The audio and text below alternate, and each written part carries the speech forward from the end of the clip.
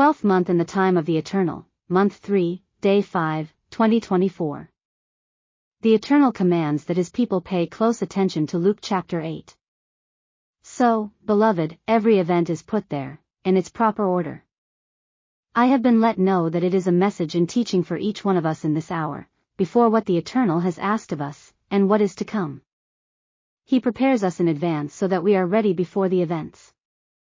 So let's pay close attention, a lot of attention, to this, because great lessons of living water are there waiting to be poured in each of us. There we see, at first instance, the parable of the sower. We see that the seed fell on the road, the birds ate it. They are those who hear, they are dual in thought, disbelief comes and takes them out, does not progress. The seed dies. There we also see that the seed fell on the rock. It did not take root, it had no water, it dried up. These heard, received it with joy for a time, but turned away. There also the seed fell among thorns. These heard, but the cares of this world, which keeps them so busy, do not allow them to bear fruit, and they drowned. But some of this seed fell on good soil. Sprang and bore much fruit, 100-fold. A good and upright heart retains the word, bearing fruit with patience. And we see that the seed is the word of God. That is the first panorama we find there, in Luke 8. But there is a second panorama, a candlestick, a candle, a lamp. Where, the Eternal God says, that it is not lighted to be hidden. And he tells us, see, then, how it is, because he who is a good steward of the light will be given more.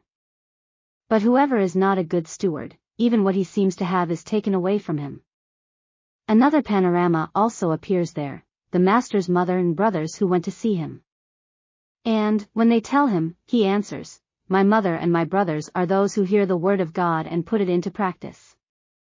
A fourth panorama appears there, in this chapter of Luke 8. He enters his boat with his disciples and, at his request, they cross to the other side of the lake, to the other side, there, of Galilee. And when they were halfway there, a storm came.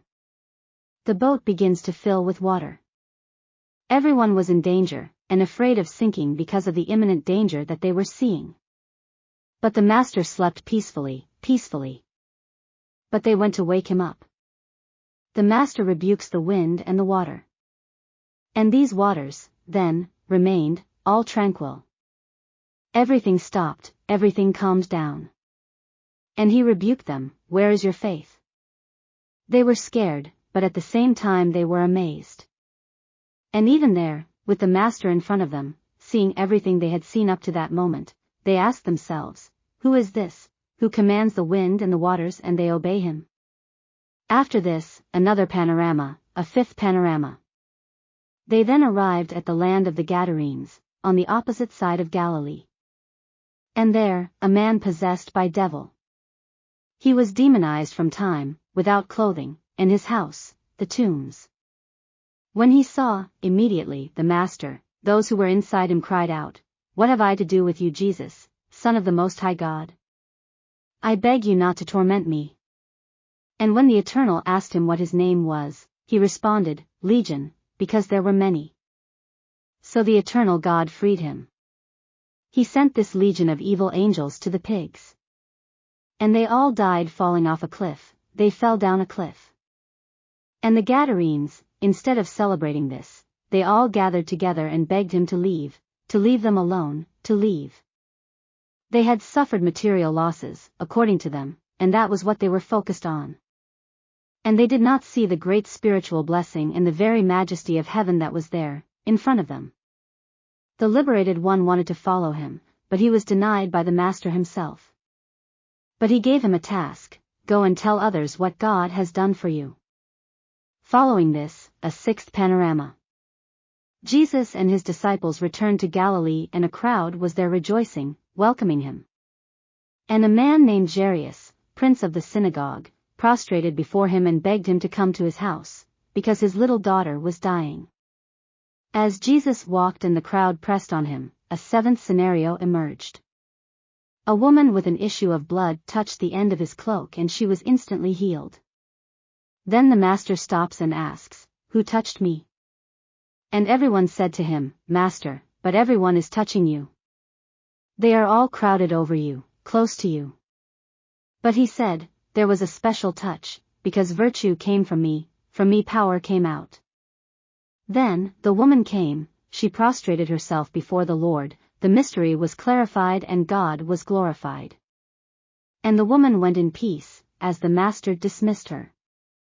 And an eighth panorama, or event, appears immediately. Another prince of the synagogue arrives bringing the news to the first one who arrived, saying, "Your daughter has died.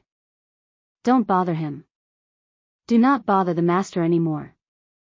But Jesus immediately responded, "Do not be afraid, just believe and she will be healed." So Jesus entered the house of this prince of the synagogue. And many were there. And he took with him Peter, James and John, and the girl's parents. All the others who were there before were crying, but he told them, "Do not cry. She is not dead but she sleeps." But they began to mock and he cast them all out. He took her by the hand, to this girl, and said to her, "Maid, arise." And so her spirit returned to her, and she rose quickly. And the Master ordered them to feed her. His parents were astonished, but he commanded them not to tell anyone what he had done.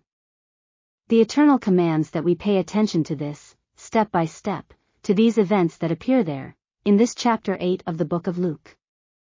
The Lord has given us a task as a people. And he has made it known that it is very important for the people to understand all these things so that they are prepared for what is ahead.